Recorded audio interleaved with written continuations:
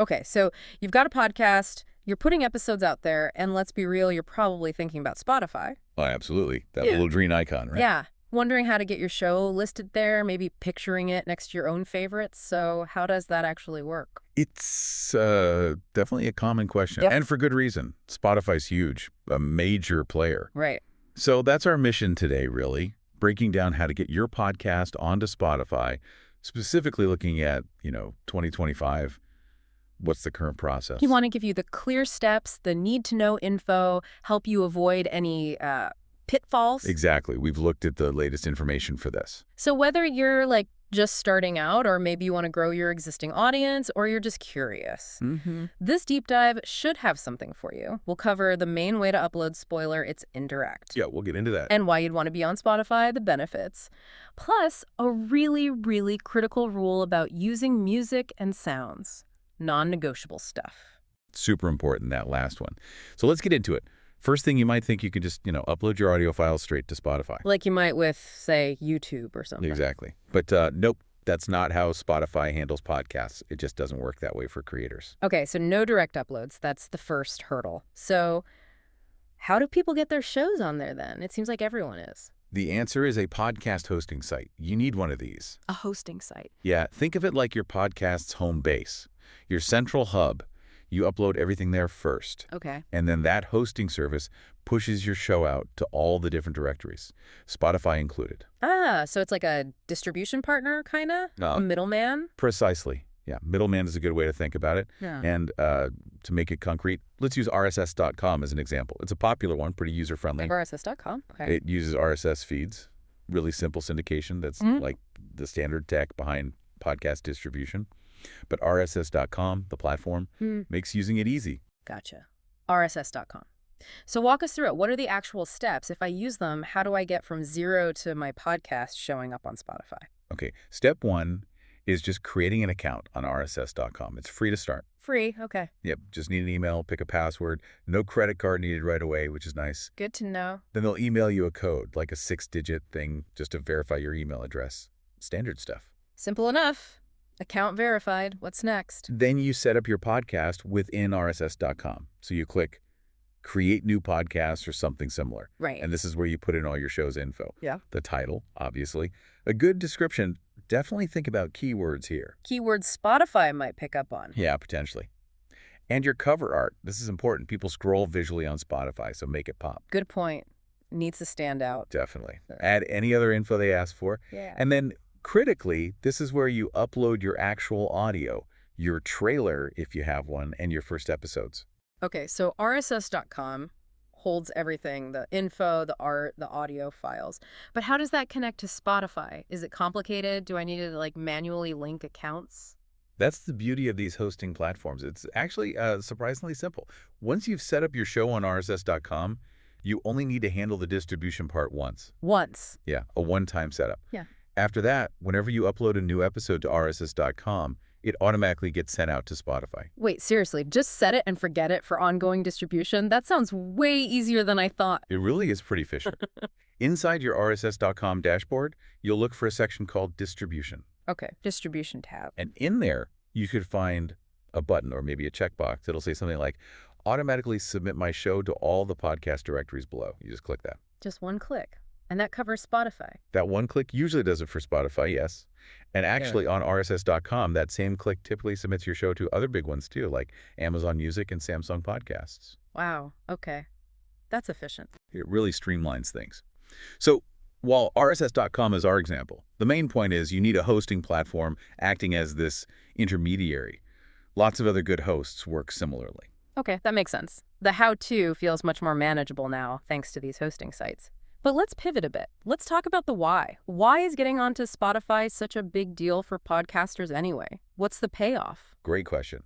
It's huge. I mean, alongside Apple Podcasts, Spotify is arguably one of the 2 biggest podcast directories on the planet. Right, the giants. Exactly. And the numbers are staggering. We're talking about 36 million podcast listeners on Spotify alone.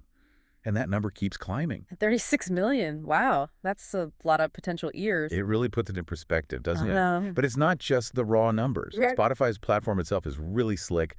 It's easy for listeners to use, find new shows, and their recommendation algorithms, they're really good, very sophisticated. Yeah, I've definitely found new podcasts that way myself. Spotify just sort of knows what I might like. Exactly. And they keep innovating. Like, they recently rolled out this vertical swipe-up feed for discovering audio clips. Oh, like TikTok or Instagram Reels, but for audio. Precisely. Makes discovery feel really natural, kind of addictive even.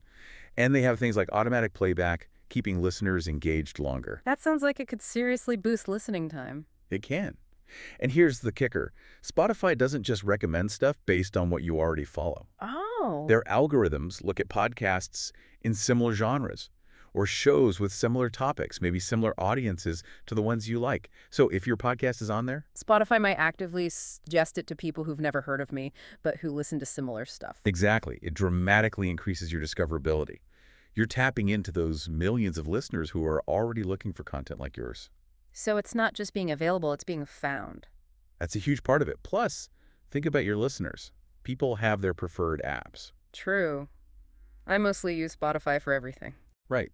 So by being on Spotify and Apple and wherever else, you let listeners choose their favorite platform.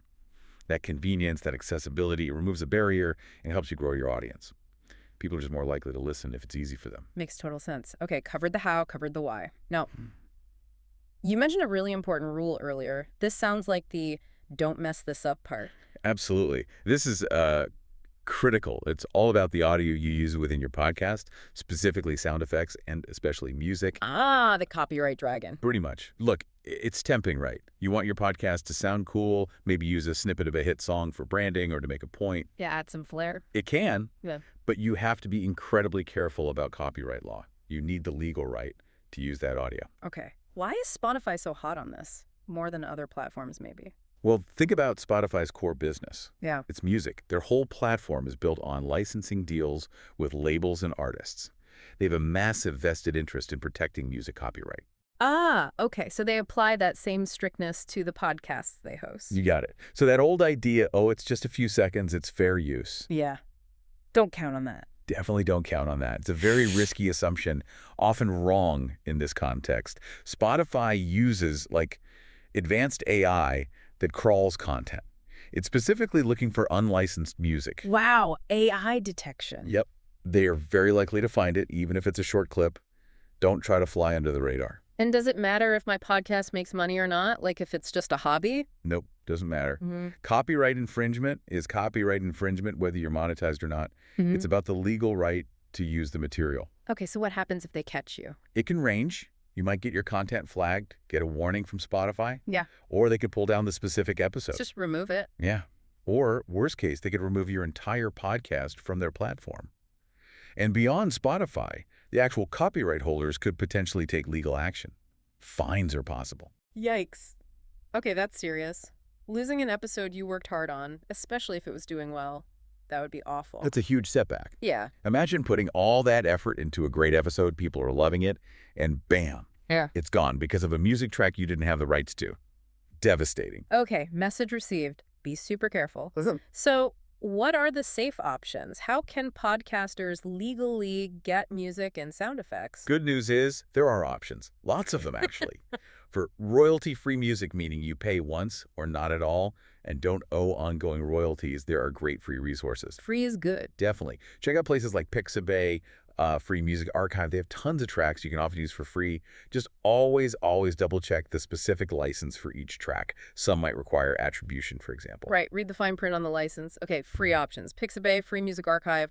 What if you need something more specific or maybe higher quality and you have a bit of budget? Yeah, if you're looking for more choice or higher production value, there are excellent paid sites.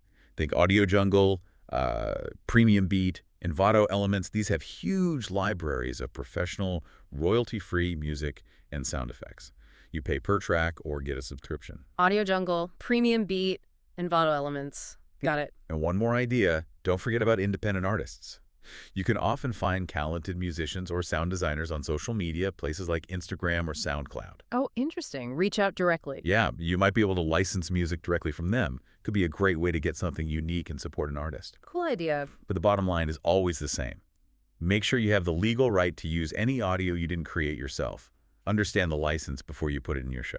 Okay, let's wrap this up. So, key takeaways. Getting onto Spotify in 2025 means using a hosting platform, something like RSS.com is a good example, as your main hub. They handle the distribution. Yep, that indirect method is key. And being on Spotify is a big win because of their huge audience, yeah, those 36 million listeners, and their discovery features that can really help new people find your show. Massive potential for growth there. But, and this is the big but, you absolutely must respect copyright law for any music or sounds you use. No shortcuts. Find legal sources. Understand the licenses. Couldn't stress that enough. The consequences are just not worth the risk. There are plenty of great legal ways to get audio. Right. So follow the steps, use legal audio, and Spotify can be a fantastic platform for expanding your podcast's reach. Absolutely. It's a tremendous opportunity when you do it right. So here's something to think about. As you're planning your podcast's sound, maybe you're imagining that perfect intro music or some cool sound effects. Before you get too attached, take a moment now. Go explore some of those royalty-free libraries we mentioned, or start researching how licensing works if you have a specific track in mind. Doing that homework up front, it'll save you headaches later and keep your podcast playing smoothly on platforms like Spotify.